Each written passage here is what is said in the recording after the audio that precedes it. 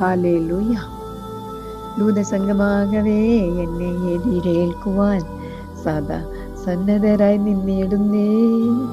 ശുഭ്രവസ്ത്രധാരിയാൻ എൻ്റെ പ്രിയന്റെ മുൻപിൽ ഹല്ലേലൂയ പാടിയിടുന്ന ആമേൻ.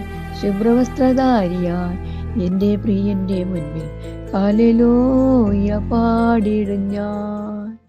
ഹല്ലേലൂയ. പിതാവിനും പുത്രനും പരിശുദ്ധരുഹായിക്കും സ്തുതി, ആദ്യം മുതൽ ഇന്നും എന്നേക്കും. ആമേൻ. ഹല്ലേലൂയ. ദൈവത്തിൻ്റെ വൻകൃപയാൽ വീണ്ടും നമുക്ക് ജീവനുള്ളതും ജീവിക്കുന്നതുമായ ജീവന്റെ തിരുവചനത്തിലൂടെ നമുക്ക് യാത്ര തുടരുകയാണ്. എല്ലാവരും സന്തോഷമായിരിക്കുന്നു എന്ന് കർത്താവിൽ പ്രത്യാശിക്കുന്നു. കർത്താവിൽ പ്രിയ കൂട്ടുകാരെ, നമുക്ക് ഇന്ന് എബ്രിയർക്ക് ലേഖനം 1-ാം അധ്യായം 1-6 മുതൽ 9 വരെയുള്ള തിരുവചനത്തിലൂടെ യാത്ര തുടരാം. ദൈവം നമ്മെ അനുഗ്രഹിക്കട്ടെ. ആദിജാതനെ പിന്നെയും ഭൂതലത്തിലേക്ക് പ്രവേശിപ്പിക്കുമ്പോൾ ദൈവത്തിന്റെ സകല ദൂതന്മാരും അവനെ നമസ്കരിക്കണം എന്ന് താൻ അരുളി ചെയ്യുന്നു. അവൻ കാറ്റുകളെ തന്റെ ദൂതന്മാരും അഗ്നിജ്വാലയെ തന്റെ ശുശ്രൂഷകന്മാരും ആക്കുന്നു എന്ന് ദൂതന്മാരെ കുറിച്ച് പറയുന്നു. പുത്രനോടോ, ദൈവമേ, നിന്റെ സിംഹാസനം എന്നും എന്നേക്കും, നിന്റെ രാജ്യത്വത്തിന്റെ ചെങ്കോൽ നേരുള്ള ചെങ്കോൽ, നീ നീതിയെ ഇഷ്ടപ്പെടുകയും ദുഷ്ടതയെ ദോഷിക്കുകയും ചെയ്യുകയാൽ ദൈവമേ, നിന്റെ ദൈവം നിന്റെ കൂട്ടുകാരിൽ പരമായി നിന്നെ ആനന്ദ തൈലം കൊണ്ട് അഭിഷേകം ചെയ്തിരിക്കുന്നു എന്നും കാണാം. ഹല്ലേലൂയ. സർവശക്തനായ ദൈവത്തിന്റെ പരിശുദ്ധാത്മാവ് നമ്മെ നയിക്കട്ടെ, നടത്തട്ടെ. നാം എന്തുകൊണ്ടാണ് ഈ തിരുവചനം വായിച്ചത്, ഈ വരികളിലൂടെ നടന്നുപോയത് എന്നല്ലേ? അതെ, പുത്രൻ തമ്പുരാൻ ഒരു മനുഷ്യ ഹൃദയത്തിലേക്ക് ഇറങ്ങി വരുമ്പോൾ തീർച്ചയായും അവൻ ആദിജാതനെ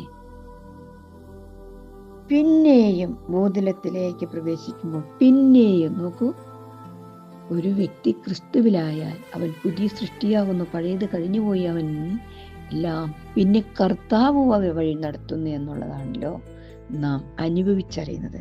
അപ്രകാരം തന്നെയാണ് ഇവിടെ പറയുന്നത്. പിന്നെയും ഏതൊരു മനുഷ്യൻ കർത്താവിനെ ഉൾക്കൊണ്ടാൽ, കർത്താവിനെ വഹിച്ചാൽ, കർത്താവ് നമ്മോട് കൂടെ ഇരുന്നാൽ, കർത്താവിൻ്റെ വസ്ത്രം നമ്മെ ധരിപ്പിച്ചാൽ, പിന്നെ കർത്താവിനെ ശുശ്രൂഷിക്കുന്ന, കർത്താവിനെ ഇടപെടാതെ ആരാധിക്കുന്ന ഒരു ദൂത സംഘം നമ്മളോട് കൂടെയുണ്ട്.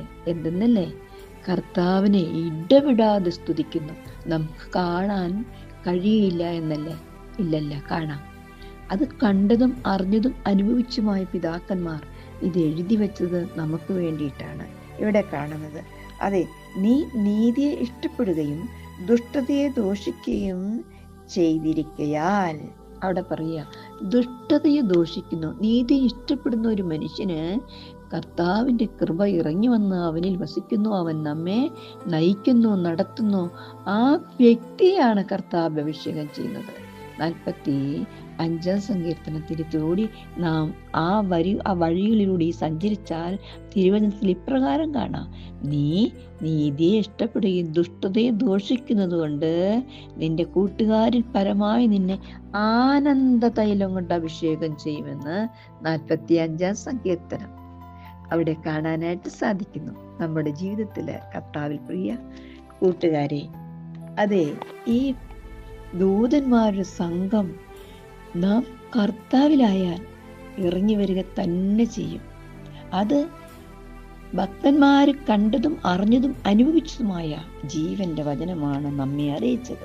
അതുകൊണ്ടാണ് 104-ാം സങ്കീർത്തനം 4-ാം തിരുവചനത്തിൽ കാണാം: അവൻ കാറ്റുകളെ തൻ്റെ ദൂതന്മാരും അഗ്നിജ്വാലയെ തൻ്റെ ശുശ്രൂഷകന്മാരും ആക്കുന്നു.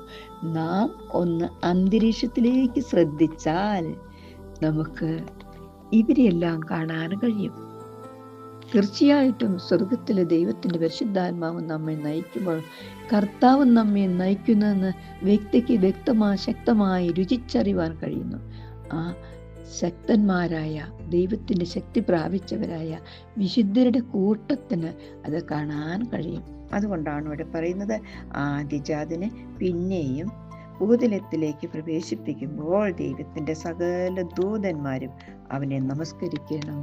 പിന്നെയും ഇപ്പോൾ ദൈവത്തിന്റെ മക്കളോടുകൂടെ കർത്താവ് ഉള്ളിടത്ത് അവനെ ആരാധിക്കുന്നു എന്നാണ് അത് നമുക്ക് അറിയുവാനായിട്ട് സാധിക്കുന്നത്.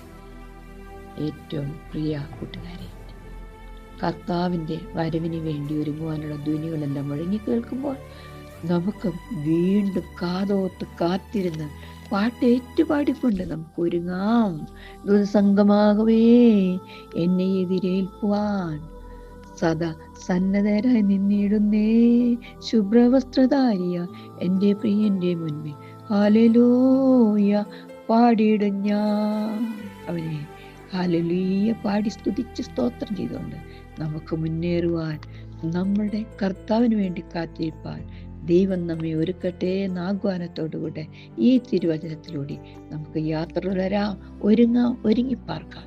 ആ ദൂതന്മാരെ കാണാൻ, കർത്താവിനെ നമുക്ക് കാണാൻ ദൈവത്തിന്റെ പരിശുദ്ധാത്മാവ് നമ്മെ നേർനിലത്തിൽ നയിക്കട്ടെ എന്ന് ആശംസിച്ചുകൊണ്ട്, ആഗ്രഹിച്ചുകൊണ്ട്, പ്രാർത്ഥനയോടെ ഏവർക്കും എൻ്റെ സ്നേഹവന്ദനം വീണ്ടും അറിയിക്കുന്നു.